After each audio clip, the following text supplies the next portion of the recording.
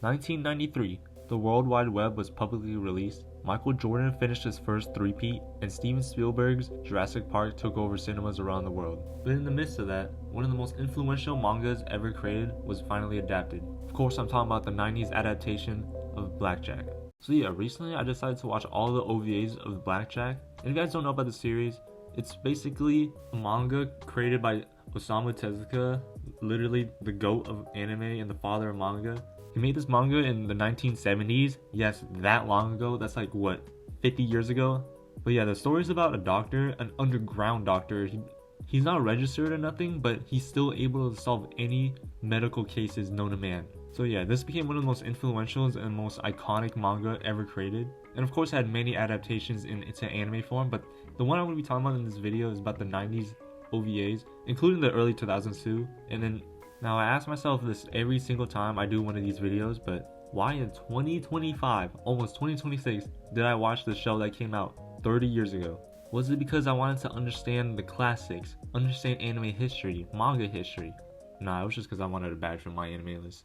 Over the summer, My Anime List hosted an event where you had to watch a science anime to earn a badge, and I decided to choose this one. It was promoted as a medically science anime, and as you know, Cookie Beats the Lower Drop, if you didn't watch this video, I'm trying to be a doctor, so I'm like, might as well watch a medical show, you know? And I thought, since this is an older show, I could low-key farm a video about it, which is what I'm doing right now. And yes, I did watch this over the summer, and it's currently December right now, so yeah, it took me that long to make this video, my bad, y'all. I don't remember everything that happened in this show I watched, but I'm gonna try my best. But I do remember my thoughts about the show, and one of my thoughts is, wow, this was such a clickbait, bro. Everyone who said this was a medical show, brother, I get he's a surgeon and he does like medical things, but bro, this is so unrealistic, it's crazy, bro.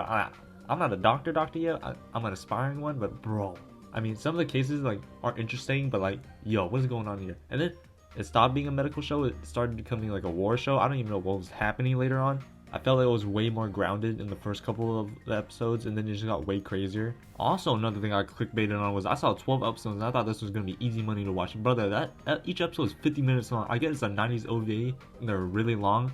Like, I don't really watch most of them, so I wasn't prepared for this, but damn, those episodes were long. They felt like 50 minutes, no cap. But I would say the 50 minutes per episode actually works for this show because it's a very episodic show, so each episode is its own plot point, each case. So I think 50 minutes per case is actually really good, so it's not spread between multiple episodes. So I think that's actually a good part in the show. But each case, some are actually pretty interesting. Like the first case, even though pretty unrealistic, it was interesting to watch, I guess. The setting was cool, but some of them just like, bro, I actually don't remember what happened. And I think that's just the main problem for me in the show is each episode got progressively more uninteresting because if you guys know anything about me, I really don't like episodic shows. I like having a plot. I like having things to look forward to, something that could build upon. And each episode, like you could skip ahead in each episode, you probably won't miss a single thing. Each episode is like its own single thing, and I really don't like that. I also heard this OVA was way more serious than like the manga and the other adaptations. And yeah, I could kind of see it. This show was very serious. Didn't have much humor other than that little girl. She was like the one comic relief, but everything else is pretty straightforward and very serious. I actually think I could have toned down the seriousness a bit to make it more enjoyable, not gonna lie, so maybe the manga is better. Now, I don't want to sit here and talk about all the bad stuff I didn't like about it, because I know all y'all are in the comments already having your pitchforks out, so calm down, bro. There's actually things I did like about the series. I really did like the vibe of the show. I thought it was very cool. I want to use the analogy of literally sitting in a rollback chair next to the campfire, smoking a cigar, looking out the window in the ocean, it's like raindrops, like damn, that's the vibe I'm imagining, like the chillness of it. Like you could feel the 80s, 70s, 90s vibe. Because honestly, I'm not the oldest guy in the world, not gonna lie. So there is a part of me that romanticizes this like older vibe to it, and I really do like it. Because I'm not sure if I mentioned it before, but this is by far the oldest show I've ever watched. The oldest I think was Pokemon, so even going like 10 years before that.